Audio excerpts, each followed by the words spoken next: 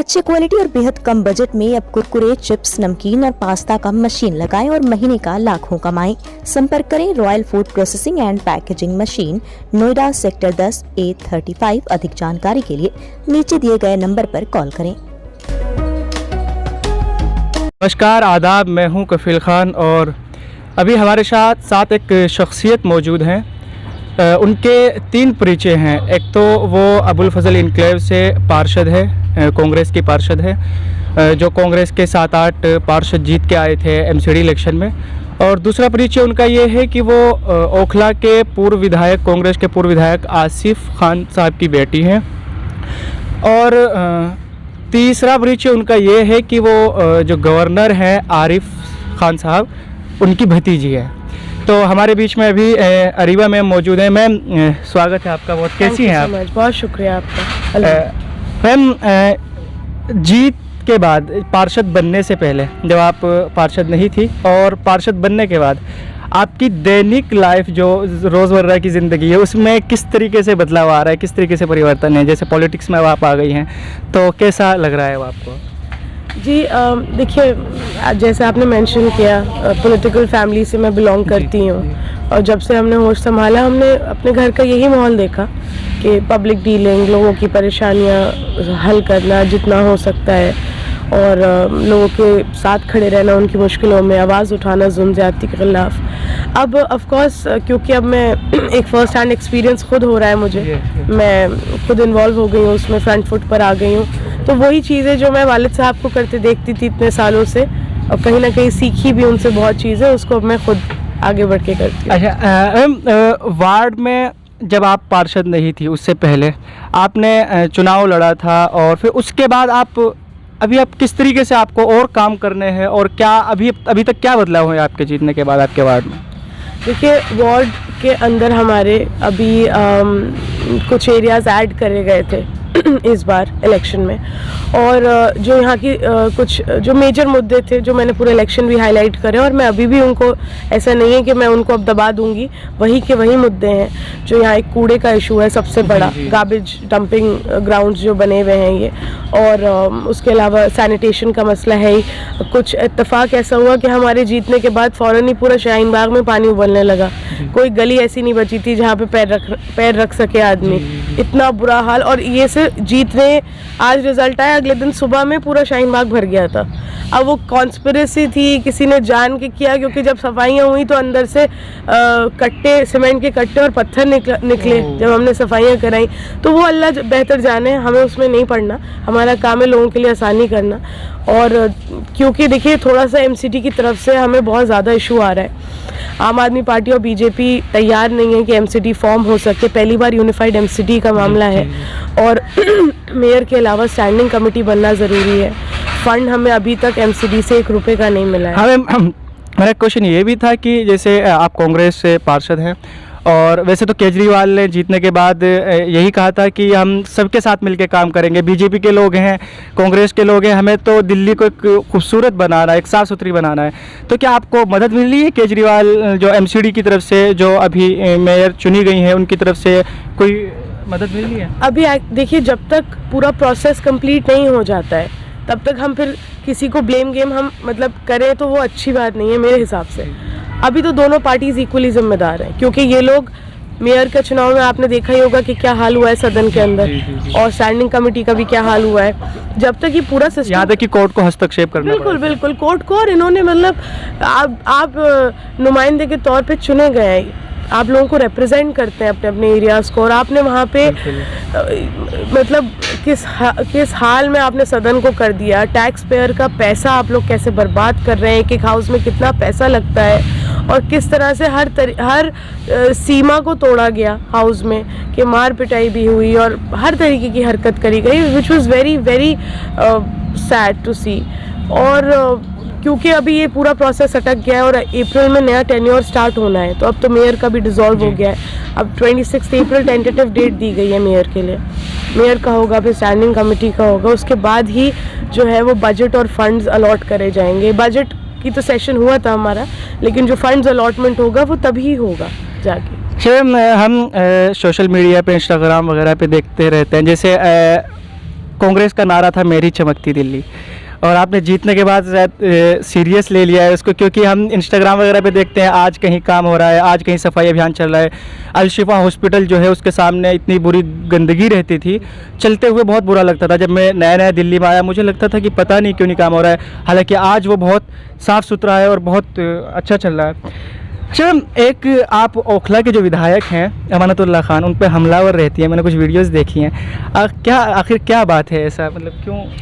देखिए, मैं हमलावर की तो बात नहीं है। देखिए, हमारे जो एक्स पार्षद साहब थे, जब पहले इंटरव्यू होते थे मेरे कैंपेनिंग के दौरान कि उनकी आप कमियां गिनाइए, तो मैं कहती थी कि ये कमियां आप लोगों से जाके पूछिए, और मैं क्या उनको ब्लेम करूंगी, वो तो खुद अपने इंटरव्यूज़ में कहते थे कि उन्होंने काम नहीं किया। इसी तरह से आप हमारे रिजल्ट के बाद से विधायक साहब का एटीट्यूड बदला आपको महसूस हो रहा होगा कि अब वो जो कई महीने लोगों से मिलते नहीं थे, आज वो सड़कों पे खड़े हैं 2-2 बजे रात के, क्योंकि कुर्सी के चारों पाए हिल चुके हैं और वो कुर्सी गिरती दिख रही है।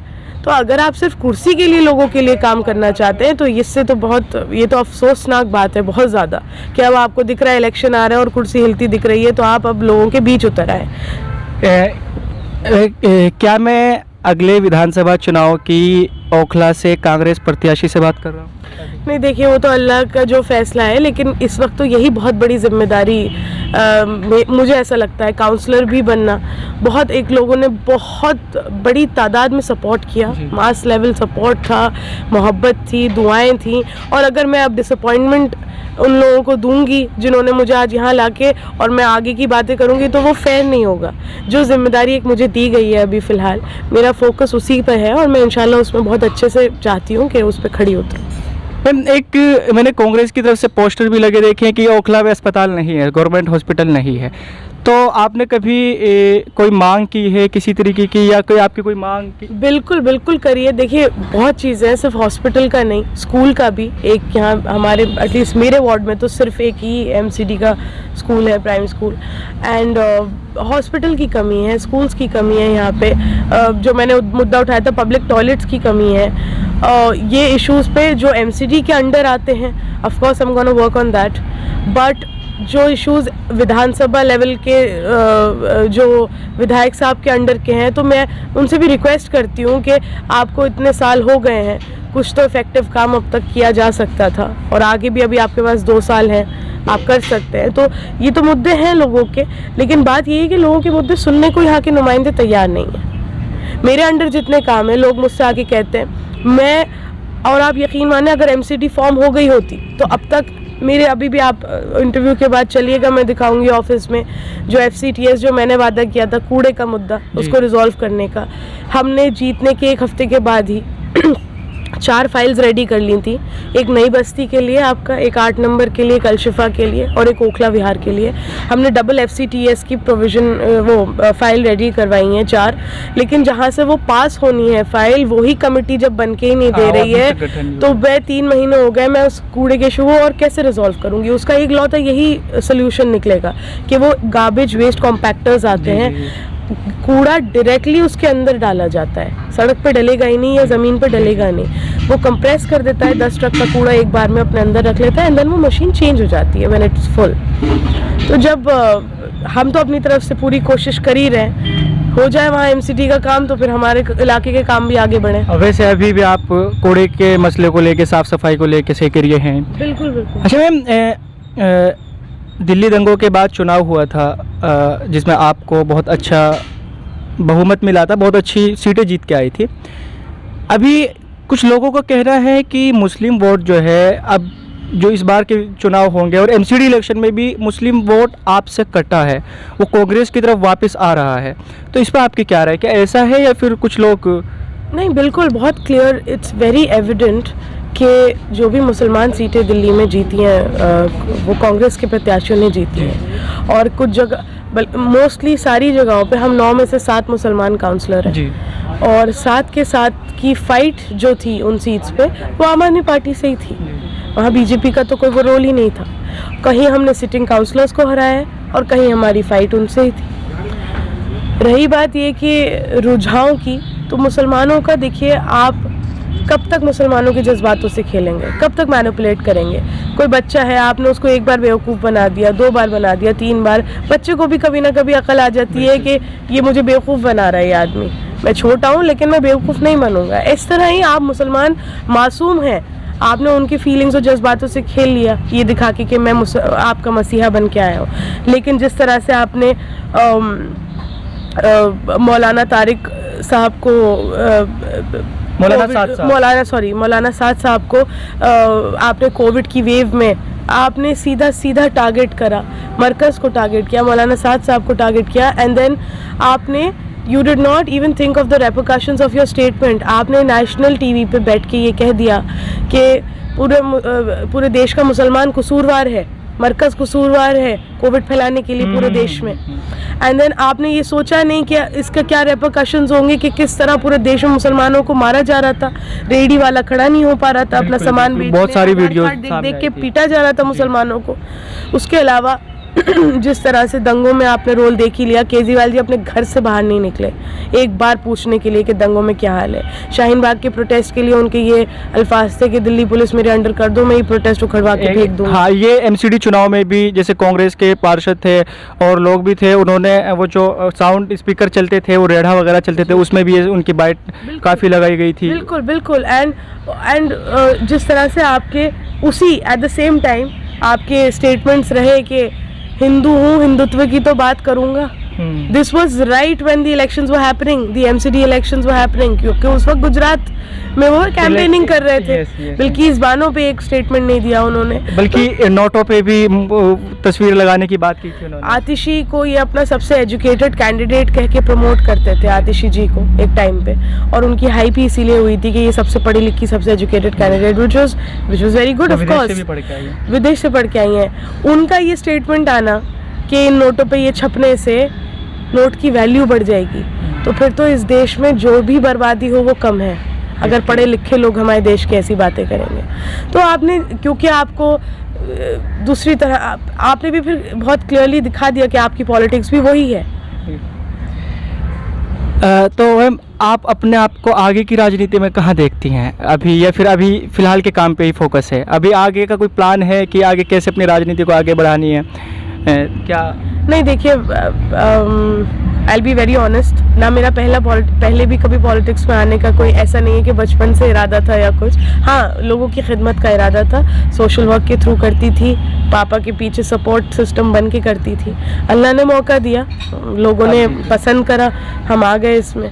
अब आगे भी जो होगा वो अल्लाह के हाथ में है। आपके आदर्श कौन है राजनीति में? पिताजी को ही देख के आप आगे काम करने वाली हैं, या फिर आपके कोई और आदर्श हैं कि मुझे उनके जैसा बनना है, या फिर कोई कांग्रेस के लीडर हो या कोई भी ऐसा लीडर कि अब मुझे उनके जैसे बन के आगे बढ़ के काम करना है? आदर्श कौन है आपके? देखिए, मैं किसी एक का नाम लूँगी तो that would be very unfair, क्योंकि मैं तो बहुत छोटी हूँ और मैं बहुत जूनियर हूँ सबसे, और माशाल्लाह सब लोगों का एक्सपीरियंस इतना है, चाहे पार्टी लेवल पे चाहे लेकिन हाँ, वालिद साहब को ही देख के एक जज्बा आया सोशल सर्विस का, और उनको ही देख के बहुत चीज़ें सीखी, और इंशाल्लाह कोशिश रहेगी कि जो भी जितना भी वो है उसका कुछ % ही बन सको। तो आपके ताया गवर्नर हैं, कभी बात होती है उनसे? जी, सलाम दुआ तो रहती है, कभी जब कहीं फैमिली गैदरिंग्स में मिल जाते हैं, कहीं टकराते हैं तो सलाम दुआ होती है। अच्छा, तो कभी बात हुई तो उन्होंने कहा बेटा क्या कांग्रेस में क्या कर रहे हो, और बीजेपी ज्वाइन करो, कांग्रेस में कुछ नहीं रखा है, भविष्य नहीं है, ऐसा कुछ होता है या फिर ऐसी बस नॉर्मली? नहीं, हम लोग ऐसा कोई वो नहीं कि घर में भी पॉलिटिक्स की फैमिली गैदरिंग, नहीं, हंसी मजाक में कह देते हैं। नहीं, इस तरह की कोई बात नहीं होती है। और उनकी पॉलिटिक्स देखिए बिल्कुल अलग है, उनकी आइडियोलॉजीज बिल्कुल अलग है, और हमारे वालिद साहब ने हमेशा से हमारा ये ओखला घर रहा, और आज से नहीं 20 साल से ओखला की लोगों के बीच खिदमत के लिए हम लोग मौजूद रहे, और इंशाल्लाह मरते दम तक रहेंगे, आगे तक रहेंगे। तो इंशाल्लाह उम्मीद है लोगों ने जितनी मोहब्बत से हमें यहाँ पे दोबारा से वो किया है, सराहा है, तो बहुत उम्मीद। एक जब मैंने आपके बारे में थोड़ा सा मैं पूछ रहा था, तो एक ने मुझे ये कहा था कि मैम से ये ज़रूर बात करना, ट्रैफिक बड़ा रहता है, बहुत परेशान रहते हैं। जी। इसके बारे में उनका क्या क्या प्लान है उनका, कैसे वो किस तरीके से हमारी बात उठाएंगी? ट्रैफिक को ओखला में और छोटी छोटी ये सब चीज़ें बहुत लंबा लंबा जाम लग जाता है, कई कई घंटे खड़ा होना पड़ जाता है। बिल्कुल मैं समझ सकती हूँ, मैं खुद डेली मेरा भी निकलना होता है, मैं खुद एक्सपीरियंस करती हूँ। देखिए इसमें मैं जितना लोग मुझसे एक्सपेक्ट करते हैं ऑफ कोर्स मैं करूँगी, लेकिन यहाँ लोगों को भी थोड़ा सा देखिए जिम्मेदार होने की ज़रूरत है। जो एक इंक्रोचमेंट का इशू है, इंक्रोचमेंट हो किसके द्वारा रहा है, यहीं के लोगों के द्वारा। अगर अब आप थोड़ा सा अगर जिम्मेदार हो जाएं, सही जगह से अपनी पार्किंग करें, सही जगह अपने व्हीकल्स को वो करें, तो ये इशू ही ख़त्म हो जाए। ये थोड़ा ऐसा इशू है कि जब तक लोगों का सपोर्ट मुझे नहीं मिलेगा मैं उसमें कुछ कर नहीं सकती इतना। बिल्कुल। आप क्या चाहते हैं मैं सारी गाड़ियाँ उठवा के कहाँ भिजवा दूँ? ये ह्यूमनली पॉसिबल नहीं है। और लोग मैं समझती हूँ, बिल्कुल मैं समझती हूँ इसमें कोई गलत बात नहीं है। लोग मुझे सपोर्ट करेंगे तो इस इशू को हम बहुत अच्छे से रिजॉल्व कर सकते हैं। सबके ही सहयोग से ये होगा। अच्छा मैम, आप जामिया से पढ़ी हैं, कुछ एक्सपीरियंस, कुछ चीज़ बताएं, एक दो कोई ऐसी बताएं। खैर अब तो आप पॉलिटिक्स में आ गई हैं, जामिया की एक या दो बात कोई ऐसी बताएं जो आपको याद रहेंगी या फिर आप उसके लिए बात करती रहेंगी। जामिया की खैर वैसे तो एक बात बहुत सारी मेमोरीज होती हैं, क्योंकि मैं भी जामिया का स्टूडेंट हूँ, तो बहुत सारी मेमोरीज इकट्ठी हो जाती हैं। तो जामिया अपने आप में एक सेंट्रल यूनिवर्सिटी है और लोग इशू भी बनाते हैं इसको, मतलब कि जामिया और एमयू को लेके हमेशा टारगेट किया जाता है। तो कभी आपको, खैर आप तो पढ़ी हैं, कभी आपको ऐसा लगा है कि जामिया हिंदू मुस्लिम करके इस तरीके से बच्चों में भेदभाव करता है? कभी आपके दोस्त भी खैर गैर मुस्लिम रहे होंगे, हिंदू रहे होंगे, तो कभी उन्होंने आपको कहा है जामिया में रह के कि हमारे साथ ये हुआ है या ऐसा है कुछ? नहीं, कभी भी ऐसा एक्सपीरियंस नहीं हुआ। बल्कि मेरे तो बहुत फ्रेंड्स रहे हैं नॉन मुस्लिम्स, एंड हमेशा we had a blast at the university. चाहे वो फिर क्लासेस पढ़ाई को लेके हो या नोट्स शेयर करते थे या वैसे एक अच्छा एक फ़न टाइम स्पेंड करते थे। मतलब पर्सनली मुझे ना महसूस हुआ कभी, और ना कभी मुझसे किसी ने आके कहा, क्योंकि अगर मुझे ऐसा महसूस होता है या कोई कहता तो मैं तो फ़ौरन ही उस पर, मैं तो उनमें से हूँ कि मैं फ़ौरन उसको रेक्टिफाई करने के लिए जो भी करना पड़ता वो करती। बट अल्हम्दुलिल्लाह माहौल ऐसा है जामिया का कि सब लोग इतने आराम से वहाँ पे वो हो जाते हैं। बिल्कुल एंड अच्छी बात है, ऐसा ही माहौल होना चाहिए हर यूनिवर्सिटी का। सिर्फ हमारे लिए अच्छा नहीं है, दूसरे स्टूडेंट्स के लिए भी अच्छा है। कल को जैसे हम किसी और यूनिवर्सिटी जाएँ, जहाँ पे किसी और सेंट्रल यूनिवर्सिटी जाए, वहाँ भी अगर आपको कहीं जैसे JNU में कुछ इंसिडेंट्स हुए हैं इस तरह के अभी बीच में, तो स्टूडेंट्स, हर तबके का स्टूडेंट इफेक्ट होता है। ऐसा नहीं किसी एक स्पेसिफिक रिलीजन का स्टूडेंट इफेक्ट होगा। जब अनरेस्ट का माहौल यूनिवर्सिटी में होगा तो everybody is gonna get affected. अच्छा, एक लास्ट सवाल ये है कि सेंट्रल गवर्नमेंट की राजनीति, केंद्रीय राजनीति में भी आप नज़र रखती होंगी, क्योंकि आपके ताया जी गवर्नर हैं और पिताजी विधायक रहे हुए हैं। तो 2024 का इलेक्शन आ रहा है, कांग्रेस भी, क्या आपको क्या लगता है कि राहुल गांधी की सदस्यता रद्द किया जाना एक प्लान था बीजेपी का, या प्री प्लान हुआ है ये कि जो सवाल पूछ रहे थे राहुल गांधी, या फिर ये कोर्ट का एक नॉर्मल था कि उन्होंने बयान दिया था उसी से उनकी सदस्यता गई है, उनको सज़ा हुई है, हालांकि ज़मानत भी मिल गई है। तो केंद्रीय राजनीति में या फिर उसकी घटना के बाद दिल्ली में 2024 का इलेक्शन आएगा तो किस तरीके से परिवर्तन होगा? क्या राहुल गांधी को सज़ा होना, उनकी लोकसभा सदस्यता रद्द होना लोगों को वोटों में तब्दील कर पाएंगे वो दिल्ली के 7 सीटों पे? देखिए, हाल फिलहाल में जो भारत जोड़ो यात्रा का जो सक्सेस हुआ है, और स्पेशली दिल्ली में भी और पूरे कंट्री में, केरला से लेके कश्मीर तक जो सपोर्ट मिला है लोगों का, और उसके बाद ये अडानी का जो मुद्दा सामने आया है और JCB की मांग करी जा रही है, वो इतना ज़्यादा बौखला गए हैं कि आप देख ही रहे, संसद नहीं चलने दे रहे हैं, कोई डिस्कशन नहीं हो पा रहा है किसी तरह का, कि किसी तरह की जांच बिठाई जाए, इसके ऊपर भी कोई एक्शन नहीं लिया जा रहा है। उसी का ही एक पार्ट ये रहा कि एक डेफेमेशन केस में 2 साल का कन्विक्शन दे दिया गया, जिसका कोई सेंस नहीं था, और वो केस बिल्कुल विड्रॉ की कगार पे था। अगर आपको डिटेल्स पता हो तो जज चेंज होने पे वो केस विड्रॉ नहीं करा गया। तो बहुत चीज़ें जो साइमल्टेनियसली बैक टू बैक हुई हैं, उसी का नतीजा है ये सब। और देखिए, राहुल गांधी जी की सदस्यता ख़त्म करें आप या कुछ भी करें, आप उन्हें घर खाली करने का नोटिस दे दें, लेकिन दिलों से तो नहीं निकाल सकते, आप लोगों के घर से ही निकाल सकते हैं। जिस तरह से सक्सेस हुआ है भारत जोड़ो का, और जिस तरह दिख रहा है कि कांग्रेस पार्टी का कमबैक बिल्कुल it's in the near future, तो इस तरह के अब हथकंडे करे जा रहे हैं। ऑफ कोर्स उससे कोई भी किसी के भी हौसले पस्त नहीं होने वाले हैं। उल्टा आप देख रहे हैं जब से ये हरकत हुई है सब सड़कों पे ही उतरे हुए हैं, चाहे वो कांग्रेस पार्टी के लोग हों या नॉर्मल लोग भी हों।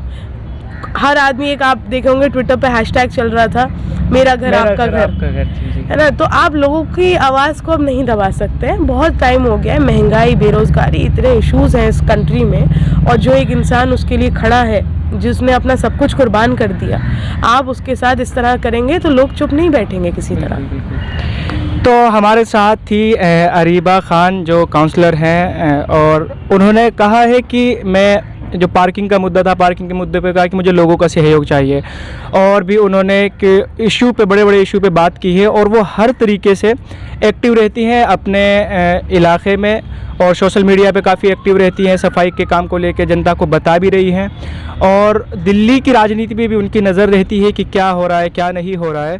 तो फ़िलहाल के लिए इतना।